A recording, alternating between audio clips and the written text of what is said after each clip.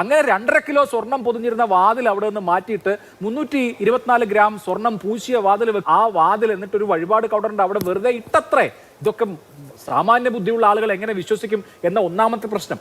ഇപ്പോൾ രണ്ടാമത്തേത്, ഈ വല്ലാത്തൊരു തിടുക്കം ദേവസ്വം ബോർഡിന്റെ ഭാഗത്ത് നിന്ന് ദ്വാരപാലക ശില്പങ്ങളുടെ അറ്റകുറ്റപ്പണിയുടെ കാര്യത്തിൽ 2024 സെപ്റ്റംബറിൽ ഉണ്ടായി. പെട്ടെന്ന് വേണം, സമയമില്ല നമുക്ക്, ഇത് ആകെപ്പാടെ പൊളിഞ്ഞിരിക്കുകയാണ്, സീസൺ നവംബറിൽ ആരംഭിക്കുക, അതിനു മുമ്പ് ഇതൊക്കെ സ്വർണം പൂശി കൊണ്ടുവരണമെന്ന് ദേവസ്വം ബോർഡ് തീരുമാനിക്കുന്നു. അങ്ങനെ കത്തിടപാടുകളും തീരുമാനങ്ങളും ഒക്കെ ആയി തീരുമാനിച്ചിട്ട് പെട്ടെന്ന് ഫുൾ സ്റ്റോപ്പ് ഇട്ടതുപോലെ അങ്ങ് നിന്നു പോവാണ്. സീസൺ തുടങ്ങി, സീസൺ അവസാനിച്ചു കഴിഞ്ഞാൽ ജനുവരി മാസം മുതൽ ഇങ്ങോട്ട് ഒരുപാട് സമയമുണ്ടല്ലോ. മാനുവൽ അനുസരിച്ച് തന്നെ അറ്റകുറ്റപ്പണി നടത്താം, സന്നിധാനത്ത് തന്നെ അറ്റകുറ്റപ്പണി നടത്താം. നേരത്തെ വലിയ തിടുക്കമായിരുന്നു, ഇത് വലിയ കുഴപ്പത്തിലാണ്, ഇപ്പോൾ നന്നാക്കണമെന്ന്. ആ തിടുക്കമൊക്കെ അവസാനിച്ചു, പിന്നെ ഒരു കുഴപ്പമില്ല. പിന്നെ പ്രശ്നം വരുന്നത്, പിന്നെയും മാസങ്ങൾ കഴിഞ്ഞ് ജൂലൈ പിന്നിട്ട് സെപ്റ്റംബർ ആകുമ്പോൾ ദ്വാരപാലക ശില്പത്തിന് കുഴപ്പമുണ്ട്, ഇത് വലിയ പ്രശ്നമാണ്, ഉടനെ ചെന്നൈയിലേക്ക് കൊണ്ടുപോയി ഇത് നന്നാക്കണമെന്ന് തീരുമാനിക്കുന്നു, നന്നാക്കാൻ കൊണ്ടുപോകുന്നു. തിരുവാഭരണ കമ്മീഷണർ പറഞ്ഞതുപോലെ ട്രഡീഷണലായ മെത്തേഡ് ഉപയോഗിച്ച് സന്നിധാനത്ത് വെച്ച് തന്നെ അറ്റകുറ്റപ്പണി നടത്താതിരുന്നത് സാർ.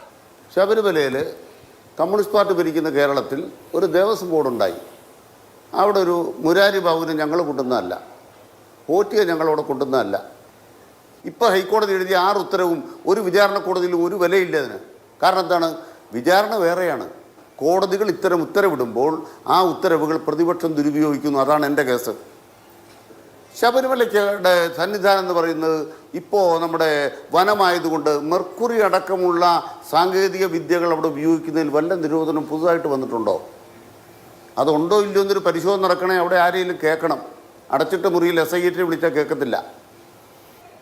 നിയമപരമായിട്ട് അവിടെ പ്രവർത്തിക്കാൻ പറ്റും. വനത്തിനകത്ത് ചില കാര്യങ്ങൾ ചെയ്യുമ്പോൾ അന്നില്ലാത്ത നിയന്ത്രണങ്ങളുണ്ട്, 99 ഇല്ലാത്ത നിയന്ത്രണങ്ങളുണ്ട്.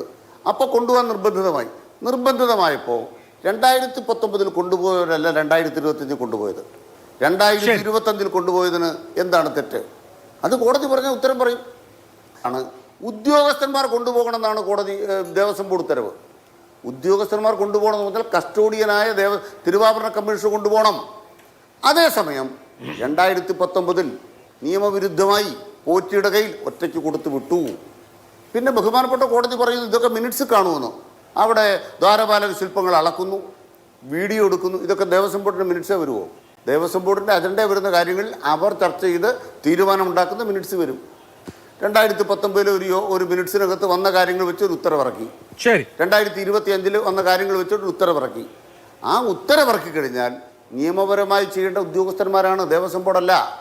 ആ ഉദ്യോഗസ്ഥന്മാരുടെ കാര്യത്തിൽ വീഴ്ച വരുത്തിയിട്ടുണ്ടെങ്കിൽ വീഴ്ച വരുത്തിയ ഉദ്യോഗസ്ഥന്മാർ എന്നുള്ളതാണല്ലോ. ഒരു ഉദ്യോഗസ്ഥനും ഒരു ഭരണാധികാരിയും രക്ഷപ്പെടില്ല.